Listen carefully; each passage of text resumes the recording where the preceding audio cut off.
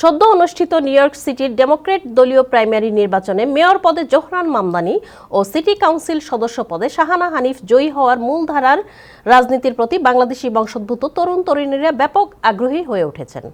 তরুণ তরুণীরা ভাবছেন নতুন নেতৃত্ব প্রতিষ্ঠার। বিস্তারিত রিপোর্টে। নিউ ইয়র্ক সিটির ডেমোক্র্যাট দলের প্রার্থী বাছাই নির্বাচনে মেয়র পদে জোহরান মামদানি এবং সিটি কাউন্সিলর পদে শাহানা হানিফের বিজয় যুক্তরাষ্ট্রের বাংলাদেশি বংশোদ্ভূত তরুণ তরুণীদের মাঝে ব্যাপক আগ্রহ সৃষ্টি করেছে। It is the victory of the Bangladeshi auntie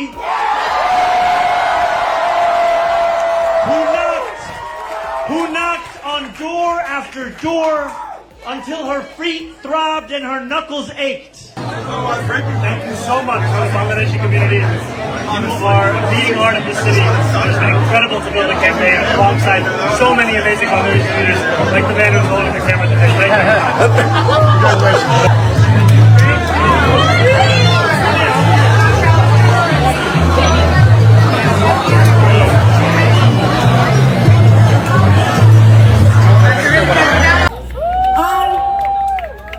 বাংলাদেশিদের জন্য আমি বাংলা ভাষায় কথা বলার চেষ্টা করি, কারণ আমাদের মানুষ এই শহর চালাচ্ছে।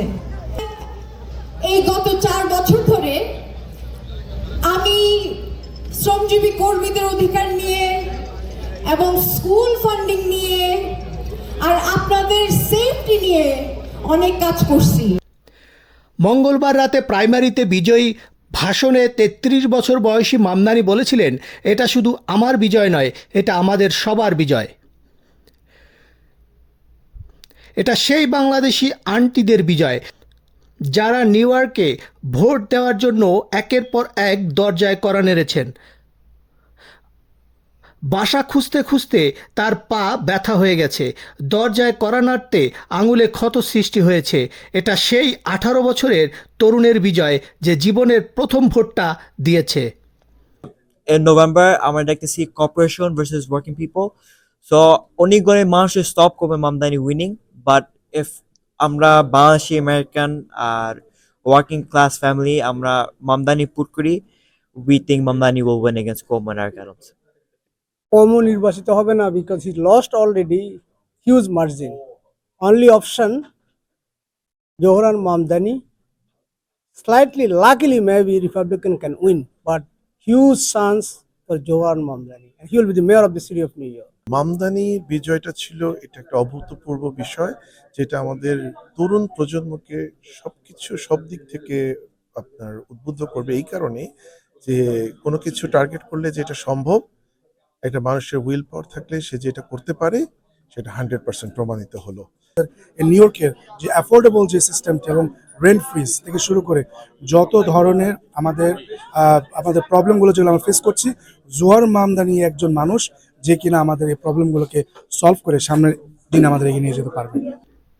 অপরদিকে পুনরায় নির্বাচিত তরুণ কাউন্সিলর বাংলাদেশি বংশোদ্ভূত শাহানা হানিফের বিজয়ের পর যুক্তরাষ্ট্রের প্রভাবশালী সংবাদপত্র দ্য নিউ ইয়র্ক টাইমস প্রতিবেদনে বলা হয়, শাহানার জয় ব্রুকলিনের রাজনৈতিক চেতনায় একটি নতুন ঢেউ। এই নির্বাচনে বিশাল অর্থশক্তির বিপরীতে তরুণ স্বেচ্ছাসেবক ও ছোট ছোট দাতাদের ঐক্যের ভিত্তিতে গড়ে ওঠা জনগণের বিজয়। This is a huge moment for the South Asian community, for the Muslim community, and I'm excited to bring us into City Hall.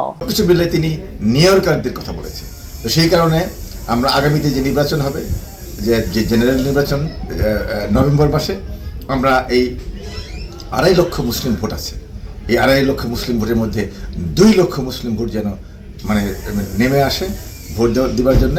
ডেমোক্রেটিকরা vote দিতে পারবেন জেনারেল নির্বাচনে, আর রিপাবলিকানরা ভোট দিতে পারবেন। অতএব ডাজেন্ট ম্যাটার, রিপাবলিকান ডেমোক্রেট সকলেই কিন্তু এই নভেম্বর মাসে মামদানিকে ভোট দিবেন। এই ইলেকশনে আমি যেটা দেখছি, আমার রিয়েলাইজেশন যেটা, তরুণদের বিজয়, আমি এটা মনে করি ইয়াংদের বিজয়। কেন কি তরুণ সমাজ এগিয়ে আসতেছে এবং তরুণ সমাজ আসা দরকার। আমেরিকার রাজনীতিতে তরুণরা নতুন অ্যাড হয়েছে। মামদানির এই বিজয়, এটা আমি এটাকে একটা ঐতিহাসিক বিজয় দেখি। সিটি মেয়র পদে প্রাইমারিতে স্টেট অ্যাসেম্বলিম্যান জোহরান মামদানি ও সিটি কাউন্সিলর সদস্য শাহানা হানিফের পুনরায় জয়ের ফলে বাংলাদেশি বংশোদ্ভূত তরুণ তরুণী সহ অনেকেই যুক্তরাষ্ট্রের মূলধারার রাজনীতিতে আরও ব্যাপকভাবে সম্পৃক্ত হবে এবং নতুন নেতৃত্বে আগামীতে বাংলাদেশি কমিউনিটির আশা আকাঙ্ক্ষা পূরণে সচেষ্ট হবে, এটাই প্রবাসী বাংলাদেশিদের প্রত্যাশা। এইচ কে সোহাগ, টাইম টেলিভিশন, নিউ ইয়র্ক।